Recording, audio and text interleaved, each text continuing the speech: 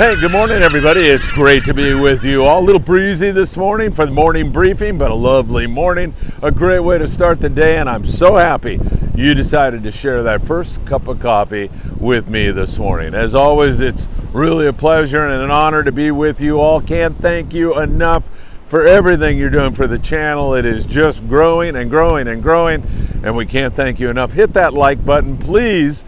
We really appreciate that. And if you can share a Friedman Adventures podcast or video with a friend, that is always deeply appreciated. All right, let's get into it. First of all, we have 2 cancellations on our Amigo trip, which I think are going to go really, really fast. The Amigo, we're departing on June the 15th. It's a Wednesday night. We're going weekdays because you get away from the boat pressure, and we're going June the 15th because the white sea bass limit goes to 3. Just send me a text and we'll get you tuned up and signed up for those last 2 spots. It should be a great trip. It's going to be a lot of fun no matter what. And if the stars align, the sea bass are going to go nuts, and we're going to be there for the 3 fish limits as it changes on this very trip. Let's go down south to the Ensenada area, and actually above there, as we've told you, that fish is moving up, some of it off of Rosarito Beach, one of my favorite places on the face of the earth, in the Rosarito Beach Hotel. Spent a lot of time there. Puerto Nuevo, where you can get a lobster dinner.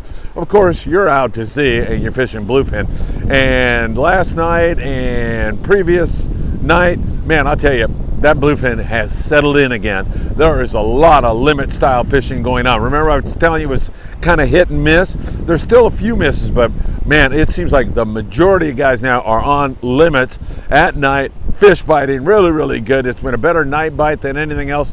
The bluefin down there right now are ranging from 18 to, I want to say 200 pounds, maybe the high 100s, but in that range. So once again, remember, you've got to have different tackle to make that happen. So you want that 30 pound, 40 pound, you're going to use that for smaller fish and especially daytime fish, but you've got to have 2-speed reels with 60 to 100 pound tests, and then a variety of jigs.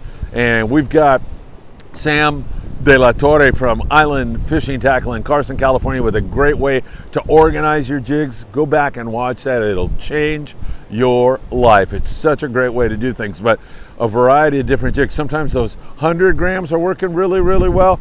A lot of times that 180 to 250 grams for the bigger tuna at night is working really, really well.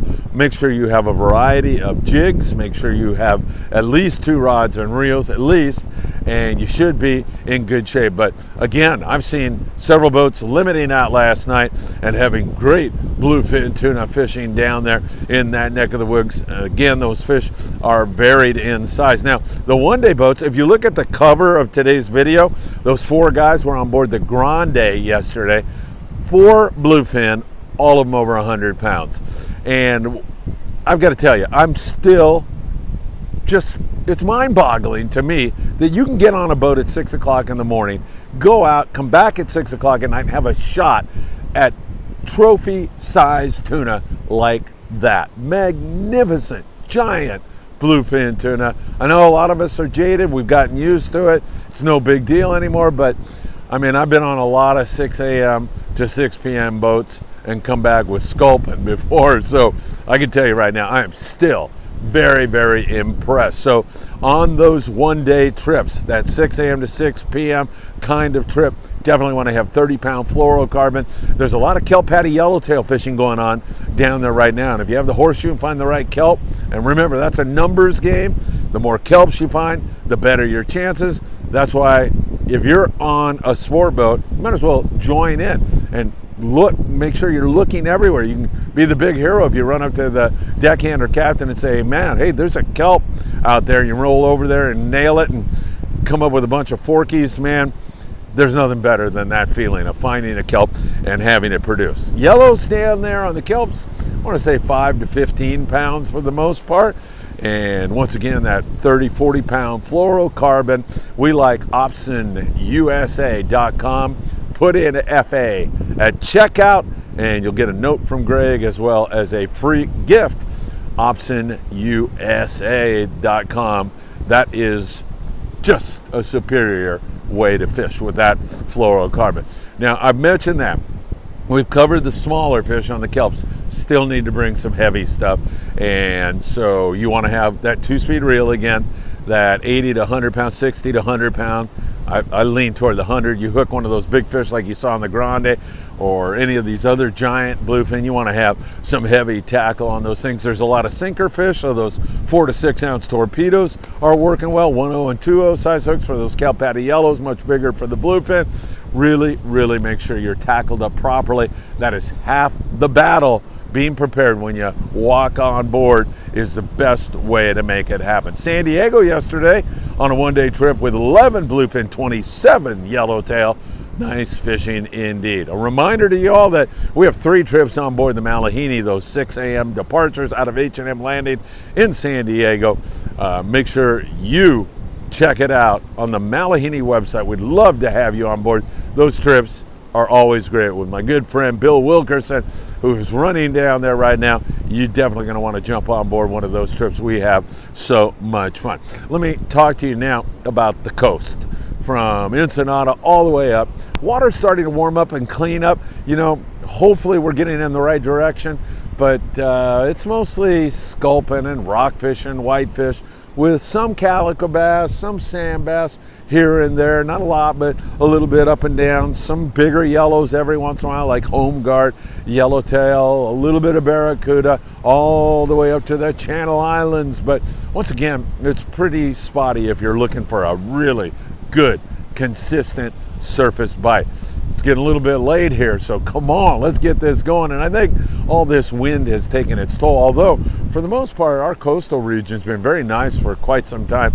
And as I've been telling you, I looked at the buoy information for right offshore here, and it's up to 64 degrees, and I can feel it when I'm surf fishing. It's warm, it's nice. So hopefully it won't be much longer, but for right now, still on the sculpin, rockfish, and that kind of a thing. Hopefully that's going to change. Nothing wrong with sculpin and rockfish. They make great fish tacos, so hopefully you can get out with the kids and the family and have some fun. I do have a weather announcement for you all, and that is, unfortunately, it's going to blow up north again in the Channel Islands starting Saturday.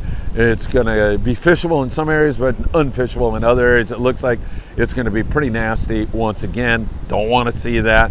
It's really been a step backwards every single time we get rolling up there. It seems to take a step backwards, but we're going to get some weather. There is no question about it.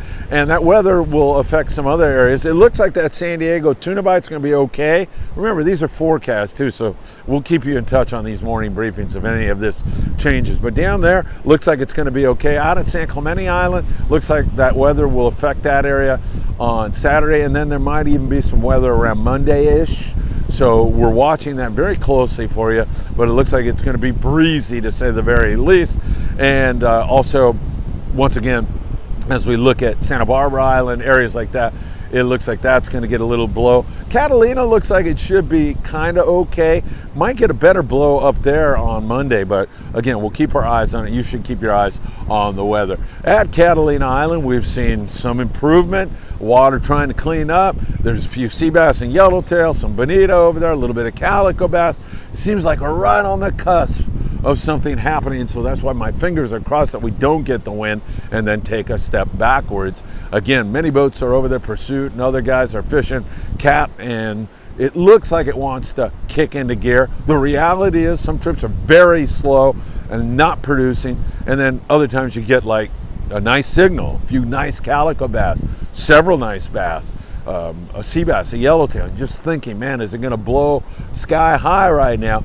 But once again, it's just kind of inconsistent, very inconsistent, with some real clunkers thrown in there at times, no question about that. In the Channel Islands, you know, as this channel continues to grow with your support, we get to do things like costume changes. You know, when you go to a Broadway play or you go to a concert and you're amazed at the costume changes?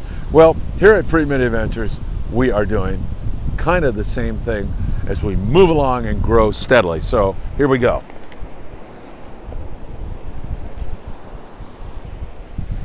There you are.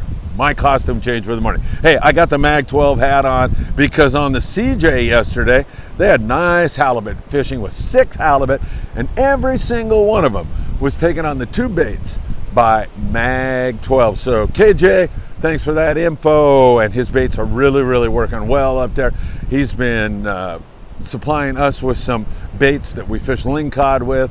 This halibut situation's right on the cusp of breaking wide open up in that neck of the woods also. So once again, there's your costume change, and yet another costume change for you all. So nice fishing on the CJ yesterday. We are watching several bites up there. They're going to get that wind though, and unfortunately, god darn, that's going to set us back a little bit. So we'll continue to watch that for you very closely. Few sea bass, few halibut, copious amounts of rockfish, wind coming Saturday-ish, and hopefully that forecast is wrong, because so many good friends up there, and this has just been a royal pain in the you-know-what. Grunion Run here on the beaches of SoCal on May the 30th. And once again, that's a nice magnet to attract all kinds of predators, leopard sharks. You saw my giant leopard shark yesterday, didn't you? What an angler I am, right? Yellowfin croaker, spotfin croaker, halibut. All those species like to move on the beach when you have those grunion runs. And of course, grunion lay their eggs here. Sandworms feed on those eggs.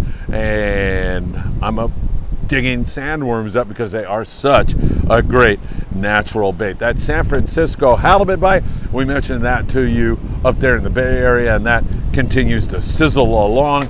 Man, that is great fishing up there in that neck of the woods, as it just continues to impress with limit style halibut fishing. It has been absolutely awesome. All right, we'll continue to watch it for you. Thank you for checking in here this morning on the morning briefing. Of course, we'll be watching everything for you as we move along. There's that bluefin bite down below. Hopefully this coastal region will take off, and Clemente and Santa Barbara, all those zones, picking away at the yellowtail. Jeff Markland the other day on the Thunderbird had a really good day, almost up there around 20 big yellows, all dropper loop kind of fishing for the most part, although there is some sliding egg sinker fish also. But when you first start on it, it's been that dropper loop. Heavy line, folks, please. These are big yellows. I mean, there's a lot of this 18 to 30, even bigger than that. So you don't want to fish that with anything less, I say 50, okay? Hey, you can get away with 60, and 40 is okay, but I like 50, and definitely want to bump that up. Incidentally, that little controversy, really not a controversy, a discussion, let's put it that way, about do you use fluorocarbon on your dropper loop rig? Many people will tell you that it is not necessary at all. You don't have to do it. Other people, and I'm just telling you what people chimed in on our YouTube channel said, other people said, no, you definitely want to use fluorocarbon. And why not? I mean, I like it because of the abrasion. Some of the anglers were saying it's abrasion resistant, and also I think I get bit better. So you can chime in anytime on our channel. We love you to put a comment up there. Please do that. Hey, a little teaser for you. In October, a bunch of old captains and guys that used to work on the boats are going to go on a 2-day trip on board the Freedom.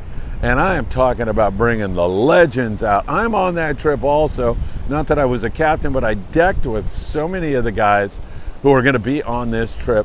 And I'm telling you, this is going to be one of the best videos. I cannot wait to put this together for you. I mean, some of the names that some of you old guys will be familiar with: Pat Conklin, Mike Conklin, Eddie Leland, Donnie Brockman, Pat Whitaker, Bill Sutton, John Glacken, Rudder. I mean, there's so many guys. It's going to be on board the Freedom, and you are going to get an insight into it, because I will be there to shoot this exclusive video with all these guys who are going to come together, perhaps for the last time.